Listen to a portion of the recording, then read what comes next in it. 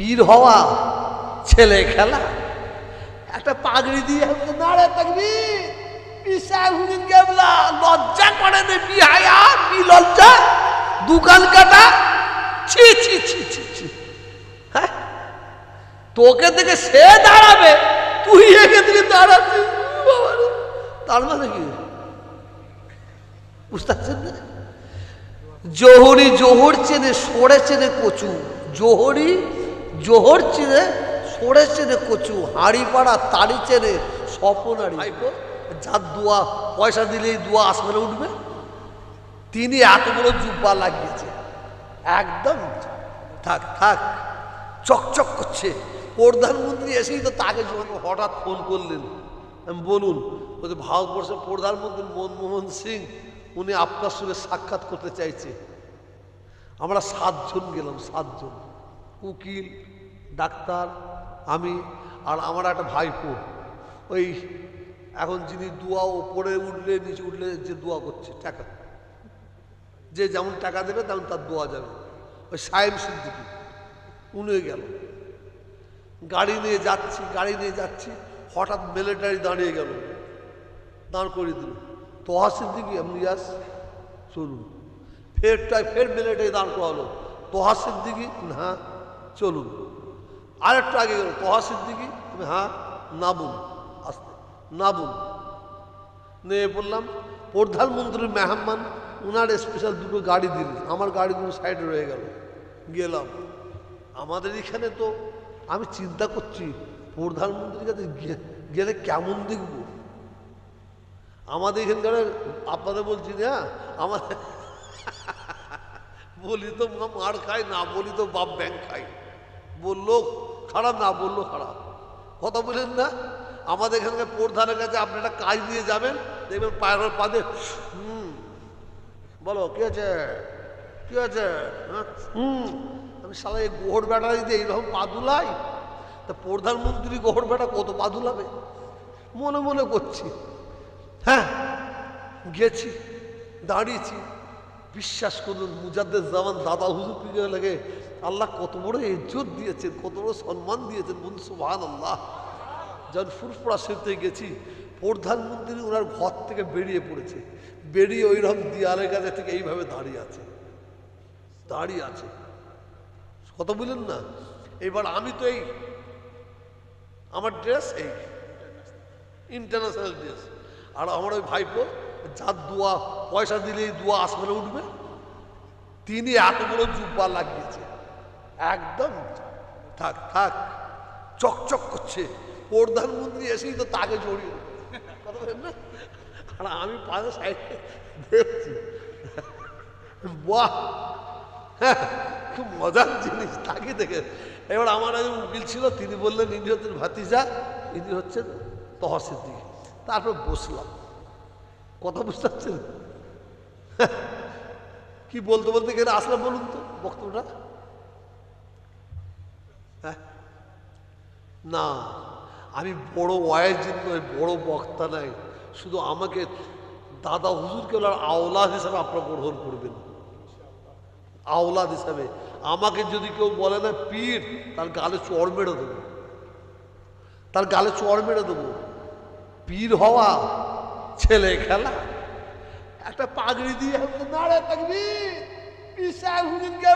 লজ্জা করে নে, বিহায়া লজ্জা, দোকান কাটা, ছি ছি ছি ছি ছি। হ্যাঁ, তোকে থেকে সে দাঁড়াবে, তুই একে থেকে দাঁড়াচ্ছিস। তার মানে কি বুঝতে পারছেন না? জোহরি জোহর চেনে, সরে চেনে কচু।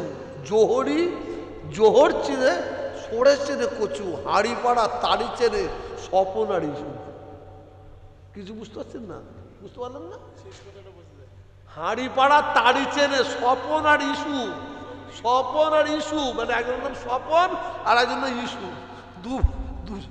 দু জাতে মিলে তাড়ি খাচ্ছে। আসুন আমি আপনাদের প্রত্যেককে বলে যাই, আমরা যে সময় যে পরিস্থিতির মধ্যে পড়েছি, ঈমান রাখা বহুত কঠিন। আল্লাহ যেন আমাদের সবাইকে হেফাজত করুন, বলুন আমিন। আমাদের বাপ দাদু 14 পুরুষ দাদা হুজুরের দামান ধরে কবরে গেছে। ইনশাআল্লাহ ইনশাআল্লাহ আমরাও দাদা হুজুরের দামান ধরে আমার ছেলের ছেলে তারাও কবরে যাবো ইনশাআল্লাহ। কি রাজি আছেন তো আপনারা? এটা হাতটা তুলে দেখার একবারে এ ক্যামেরাম্যান এবার ঘুরিয়ে দেখিয়ে দাও। হাত নামাবেন না, হাত নামাবেন না। নারে তাকবীর, নারে তাকবীর, নারে তাকবীর। সিলসিলায়ে হক ফুরফুরা শরীফ, সিলসিলায়ে হক ফুরফুরা শরীফ, হিজবুল্লাহ। নারে তাকবীর। যাক বিদায় নেব। আমার মাদ্রাসার জন্য খেদমত করতে হবে, তাই তো? লিখিত খেদমত না কেন? লিখিত, হ্যাঁ একটাই। আর লিখিত করলে আবার দেয়নি। তখন বামপন্থের মন্ত্রী নাম হচ্ছে সুভাষ চক্রবর্তী, উনি আমাদের স্কুলে গিয়েছিল। স্কুলে গিয়ে বলেছে স্কুলে 1 লাখ টাকা দেবো।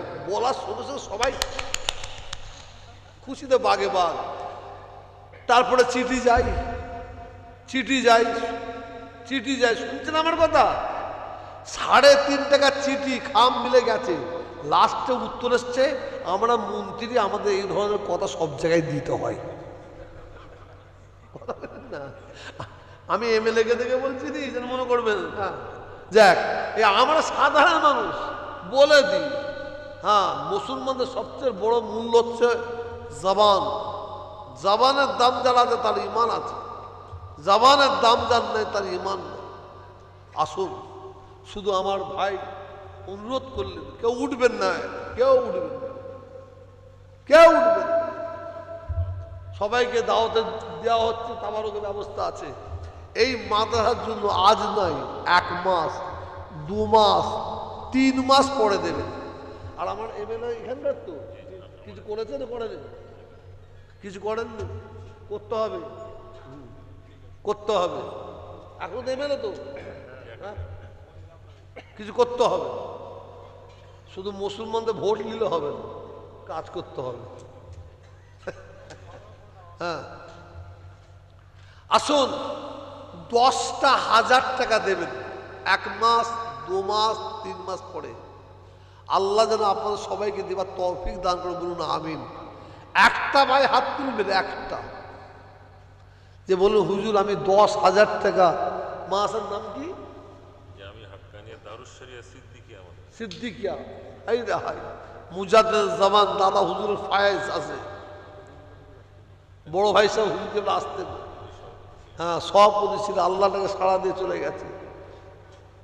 10,000 বিশ্বাস করবেন কি জানি না, মনের খবর কে বলতে পারে? এটা জোরে বলুন। ইন্নাল্লাহা আলা কুল্লি শাইইন কাদির। আল্লাহ হচ্ছেন সর্বশক্তিমান। ইন্নাহু আলিমুম বিজাতিস সুদূর।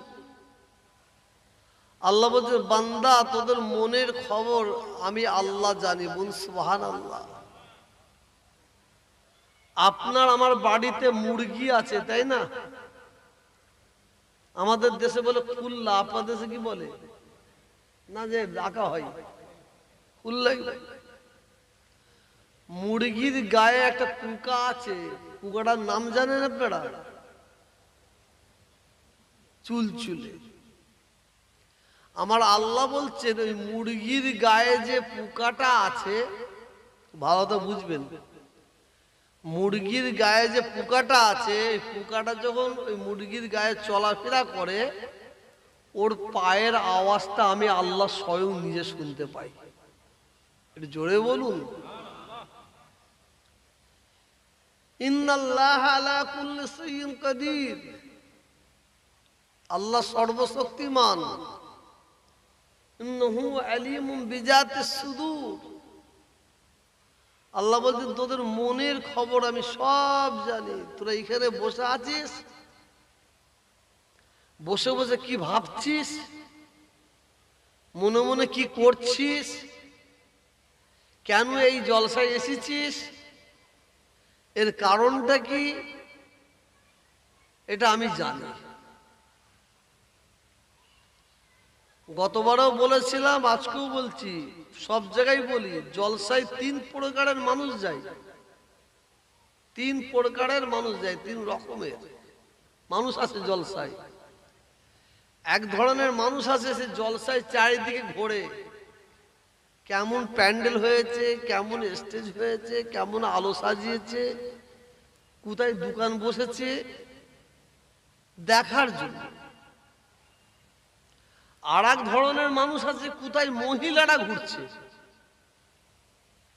মেয়েরা কোথায় আছে সেই জায়গায় গিয়ে তারা ঘাই মারে, তাদের পাশে কুকুরের মতো ঘুরবে। এ কুত্তা স্বভাব একটা আছে। আর এক ধরনের মানুষ আছে, আজকে জলসা হচ্ছে, ওখানে আল্লাহ এবং আল্লাহ রসুলের কথাবার্তা হচ্ছে, সেখানে গিয়ে শুনবো, যতটা আল্লাহ করার আমল করব। এই আমল করার নেওয়ালা ভাইয়েরা সব এখানে বসে আছে, এটা আমার বিশ্বাস। বিশ্বাস করুন, মনের খবর আল্লাহ জানেন। আজ থেকে 3 থেকে 4 বছর আগে আমি জলসা করতাম মাসে কিছু কম বেশি 100টা মাসে, আর এখন জলসা করি কিছু কম বেশি মাসে 6 থেকে 7, খুব জোর 8। যদি বলেন হুজুর আপনাকে দাওয়াত করেন না কি,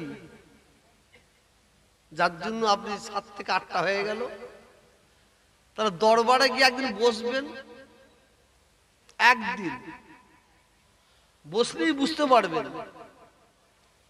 আল্লাহ শুকর, প্রত্যেক দিন 2-4টে জায়গা থেকে আসছে, আমি জলসা লি না। একটা হচ্ছে শরীর অসুস্থ, আর দ্বিতীয় হচ্ছে ইয়া আইয়ুহাল্লাযীনা আমানু কু আনফুসাকুম ওয়া আহলিকুম নারা, এর উপর আমল করার জন্য। আমার আল্লাহ বলছেন আগে তুই বাঁচ,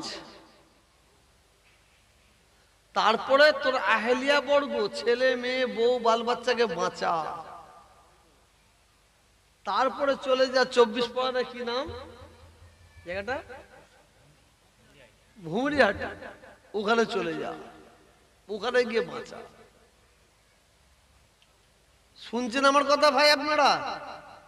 আমি কিন্তু জোরে ওয়াজ করছি নাকি আজকে? আজ ঠান্ডা মাথায় ওয়াজ করছি। তুই বাঁচ, তো ছেলে মেয়ে বউ বাচ্চাকে বাঁচা। কে বলছে? কথা বলুন, কে বলছে? আল্লাহ। তারপর কি বললেন? তোর পাড়া প্রতিবেশীকে বাঁচা। কে বললেন? তারপর বলে চলে যা ভুমড়ি, ওদের ঘরে বাঁচা। এটাও কে বললেন? এটা কথা বলুন না। আল্লাহ। আল্লাহ নিজে বাঁচবো, ছেলে মেয়েকে পরিবারকে বাঁচাবো, গ্রামবাসীকে বাঁচাবো, হুমড়ি যাবো, ওখানে যে বাঁচাবো, কোথা থেকে বাঁচাবো আল্লাহ আপনি বলে দেন। আল্লাহ বলছেন জাহান্নামের আগুন থেকে বাঁচা, বাঁচ এবং বাঁচা। আজকে এটা ওয়াচ করে দিয়ে আপনাদের এখানে, এটা মনোযোগ দিয়ে শুনবেন। এর পড়ার অসুরার দরকার আছে বলে আমার মনে হবে না। যে সব পাস হয়ে গেছেন, তাহলে চলে যাই।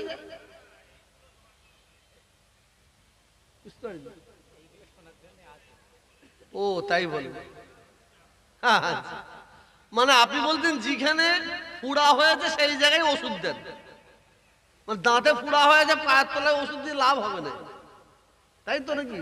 হ্যাঁ, আপনারা সেই মালটাকেই নিয়ে এসেছেন। একটু অপেক্ষা করুন, একটু অপেক্ষা করুন, কিন্তু সহ্য করতে পারবেন কিনা জানি না। খুব মনোযোগ দিয়ে শুনুন। হুজুর পাক সাল্লাল্লাহু আলাইহি ওয়াসাল্লাম, কসম খোদার, খুব মূল্যবান কথাবার্তা বলছি, শোনেন। হুজুর পাক সাল্লাল্লাহু আলাইহি ওয়াসাল্লাম সাহাবাদের সঙ্গে বসে আলোচনা করছেন, বসে কথাবার্তা বলছেন। আল্লাহ রাসূল আলোচনা করতে করতে সাহাবাদের কি বলছে শুনুন। আয় আমার সাহাবারা, আমি নবী বলি শোনো, যদি কেউ জীবনে নামাজ না পড়ে, যদি কেউ জীবনে রোজা না রাখে,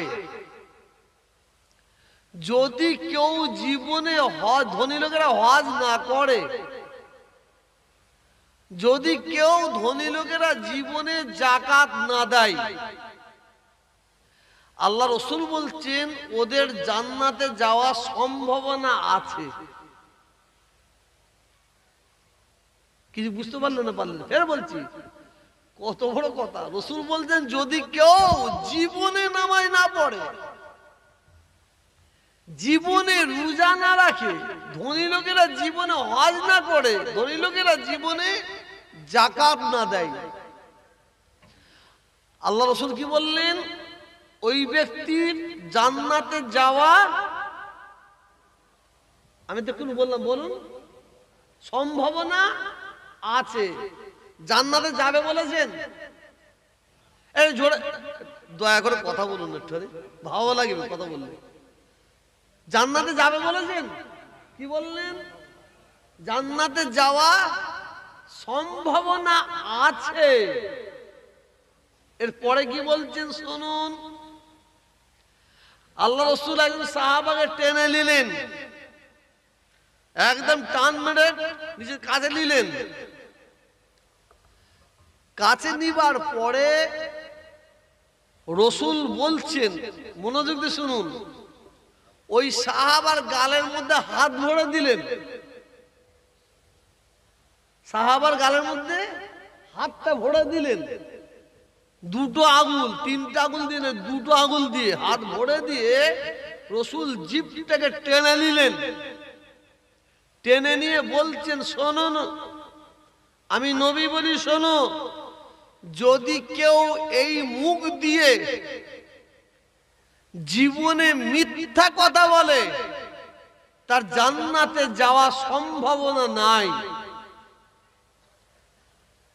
কিছু বুঝতে পারলেন? তার জান্নাতে যাওয়া সম্ভাবনা নাই। আমি একটা বুখারী শরীফের হাদিস বলছি আপনাদের। মান তারাকাস সালাত, মান তারাকাস সালাত মুতাআম্মিদান ফাকাদ কাফারা। যদি কেউ জীবনে নামাজ না পড়ে, কোন মায়ের লাল তার দিকে আঙুল তুলে বলতে পারবে না বেনামাজি তুই কাফের। মান তারাকাস সালাত মুতাআম্মিদান ফাকাদ কাফারা। যদি কেউ নামাজ না পড়ে তাকে কেউ কাফের বলতে পারবেন না, কিন্তু সে নামাজ না পড়ার জন্য বড় কঠিন গুনাহগার। বাস্তব সত্য, কঠিন গুনাহগার। কাফেরের একটা ঘর আছে, কাফেরের একটা ঘর আছে, সেই ঘরের দরজা পর্যন্ত ওই বেনামাজি পৌঁছে গেছে, কিন্তু তাকে কাফের বলা যাবে না, কারণ সে নামাজ পড়েনি।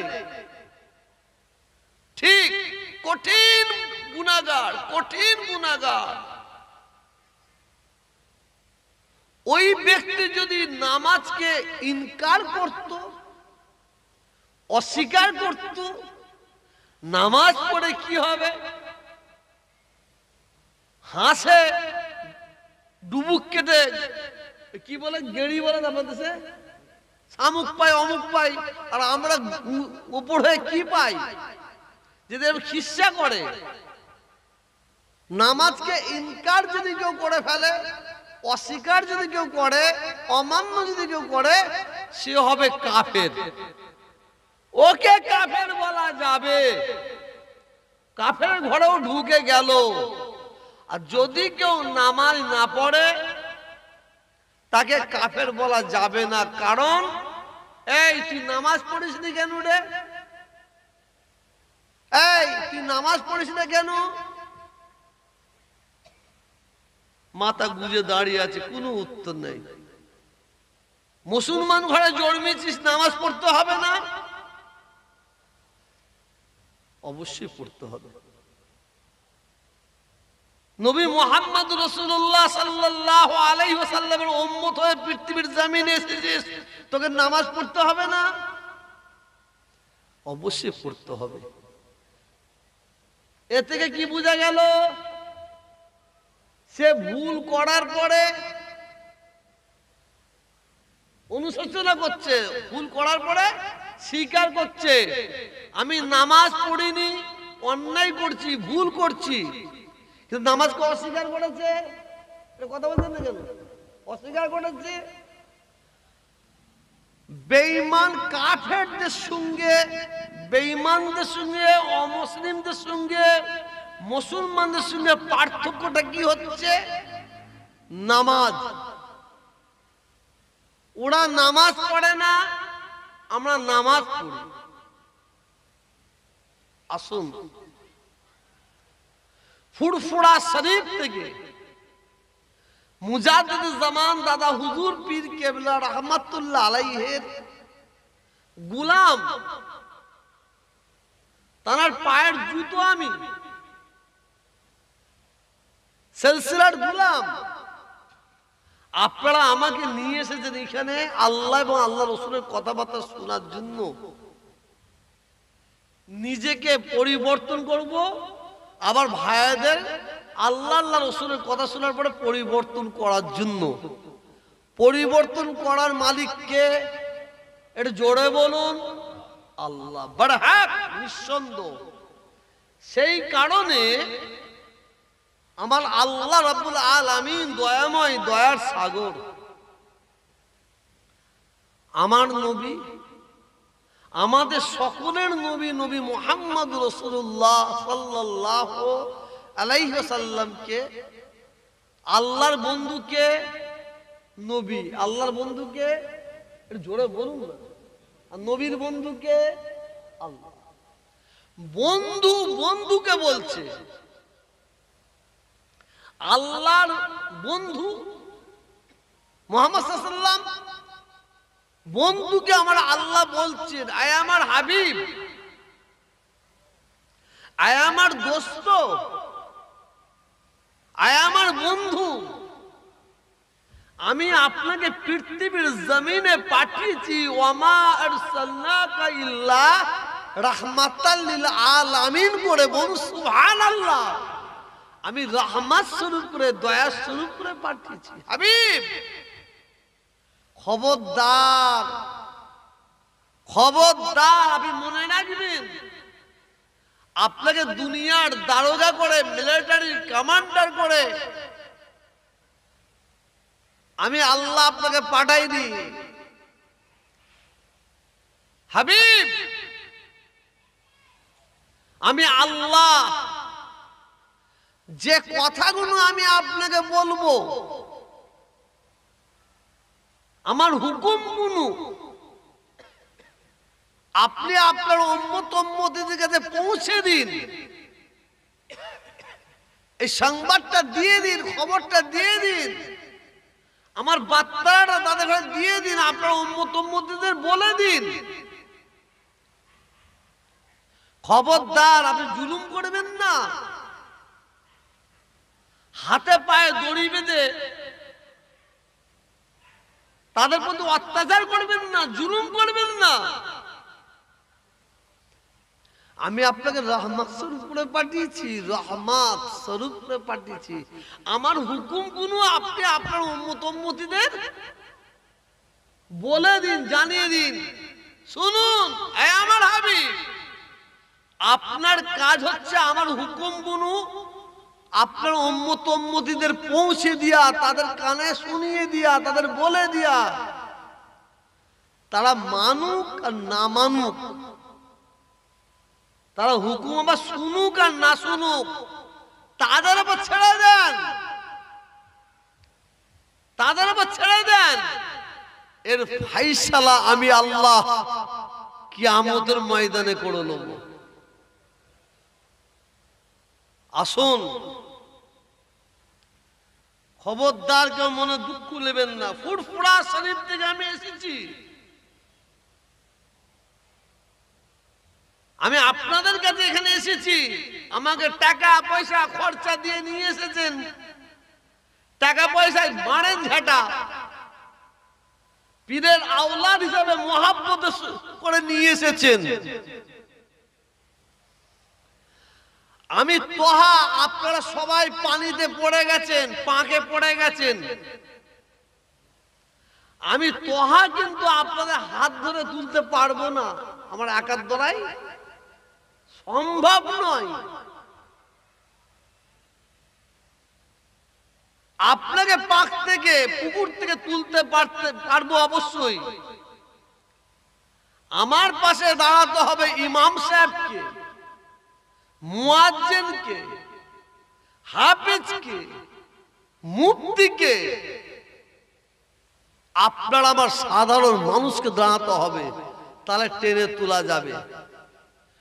অতএব এই কথা অনুযায়ী আমি কি বলতে চাইছি, এই সমাজ শেষের দিকে, এই সমাজ ধ্বংসের দিকে, এই সমাজ অন্ধকারের দিকে দৌড়চ্ছে। এই সমাজকে ধ্বংস থেকে, অন্ধকার থেকে বাঁচাতে গেলে আপনার আমার প্রত্যেককে হাত লাগাতে হবে, ঠিক না বেঠিক? কথা বলছেন না কেন? তাহলে এই সমাজ জিন্দা হবে না, অসম্ভব। আমি প্রত্যেক দিন চেঁচাই, প্রত্যেক দিন দরবারে চেঁচাই। অনেকে আমার খারাপ বলে, কালকে তো আমি জীবনে যা করিনি, জীবনে আমার জীবনে এরকম কাজ করিনি। কালকে আমি নতুন বাড়ির দরবার থেকে একজনকে ঘাড় ধরে বের করে দিয়েছি। সে দেখি খালি মাথায় ঘুরছে দরবারে। আমি বলি, ভাই টুপি মাথায় দাও না। বলছে টুপি মাথায় দেওয়ার দরকার নেই। ঠিক এই জব। আমি বলি, তুই মুসলমানের ছেলে, টুপি দরবারে এসেছো, পীরের দরবার, টুপিটা মাথায় দাও। ও টুপি মাথায় দেখে অজেব। ভাই টুপিটাও তো তোর পকেটে থাকে, মাথায় দাও না। এখানে আসলে আজান হয়ে গেছে, নামাজ পড়তে হবে। বলছে আমি নামাজ পড়িনি। ঠিক এই ধরনের মাথা গরম হয়ে ঠালা মেলে, যখন ঠালাটা মেরেছি 4-5 এসে আমি ওকে বাইরে বের করে দিই। ও যখন মুখ থেকে বলছে নামাজ আমি পড়িনি, অত বড় এখানে জায়গাও নেই। ওর সঙ্গে, ওনার সঙ্গে আরো 2 জন ছিল, মোট 3 জন। ওই 2 জনকে ধরে দিকে টান যায়, এরা কি সুন্দর টুপি মাথায় দিয়েছে, এরা মুখ দিয়ে এরকম খারাপ কথা বলে। আসুন, আমি জীবনে পড়িনি, কাল কি করতে হলো, শুধু নামাজের ধার ধারে নেছে বলুন। প্রত্যেক দিন আমি একটুখানি মানুষকে বলি, অনেকে রাগ হয়, অনেক মায়েরা, মেয়েরা তাদের ছেলেগুলোকে হাত ধরে নিয়ে আসে। আমি দেখি মাগুলোকে বলি, মেয়েগুলোকে বলি, অনেক বাপ ছেলেদের হাত ধরে নিয়ে আসে। সেই বাপগুলোকে বলি, দুঃখ কি জানেন, ব্যথা কি জানেন? এই সমাজকে কে জিন্দা করবে? এই সমাজ তো নিজে নিজে মুর্দা হয়ে যাচ্ছে। তা না হলে মুসলমানদের ছেলেরা, আমাদের পয়সা, কত কষ্ট করে পয়সা বলুন তো, কত মেহনত করতে হয় আমাদের, কত মেহনত করে আমাদের পয়সা জোগাড় করতে হয়। দুঃখের বিষয়, মুসলমানদের ছেলেরা সেলুনে যাচ্ছে, সেলুনে গিয়ে 200-300 টাকা লোড দিয়ে বলছে আমাকে একটু কুকুরের মতন চুল কেটে দাও তো। ভুল বললে এসে কান মুলে দেবেন আমাদের। মুসলমানদের ছেলেরা 200, 300, 400, 500 টাকা দিয়ে বলছে এই দিকটা কালো, আমার দিকে দেখেন, এই দিকটা কালো, এই দিকটা সাদা, আর এই দিকটা ইয়েলো, রং করে দাও, আর চুলটাকে একটু ফেটি কুত্তার মতন কেটে দাও। ভাববেন, হাসছেন, হাসুন। এটা হাসির কথা তো। মুসলমানের ছেলেরা সেলুনে যাচ্ছে, সেলুনে গিয়ে 200-300 টাকা দিয়ে বলছে আমাকে একটা সরের মতন চুল কেটে দাও। এ সমাজ কত ধ্বংসের মুখে চলে যাচ্ছে। কেন? কিসের জন্য? এই যে আপনারা আমাকে নিয়ে এসেছেন, আমার আগে আমার ভাইপো আজ করে গেল, এই প্যান্ডেল করেছেন, কি সুন্দর স্টেজ করেছেন, কি সুন্দর সাজিয়েছেন, মাইক ভাড়া করেছেন, খানা করেছেন, কয়েক লক্ষ টাকা খরচা। আপনাদের পয়সা হারামের পয়সা নাকি? আপনি এক জায়গায় অর্থ খরচা করবেন, খরচা করার পরে সেখানে লাভ লসটা দেখবেন না? বলুন। একটা চায়ের দোকানদার, সে চায়ের ছোট্ট চায়ের দোকান খুলে বসে আছে, সারাদিন বিক্রি করার পরে সে সন্ধ্যা রাত 10টার সময় বউ আর দুজনে বসে গোনে কত টাকা লাভ হলো, কত টাকা লস হলো। ঠিক না বেটি? এই ধান চাষ হয়ে গেল, আমাদের ওইদিকে সব ধান চাষ, 80% ধান ঘরে উঠে গেছে, 40% ধান ঝাড়া হয়ে বিক্রি হয়ে গেছে। প্রত্যেকটা চাষি তারা লাভ লস। কিসের আওয়াজ হচ্ছে বলতো? না না, এখানে কেউ আছে না? কি কোনো মাল আছে না? হ্যাঁ, কেন করছে? হ্যাঁ ঘুমোচ্ছে। ও তা ঠিকই ধরিস। যাক,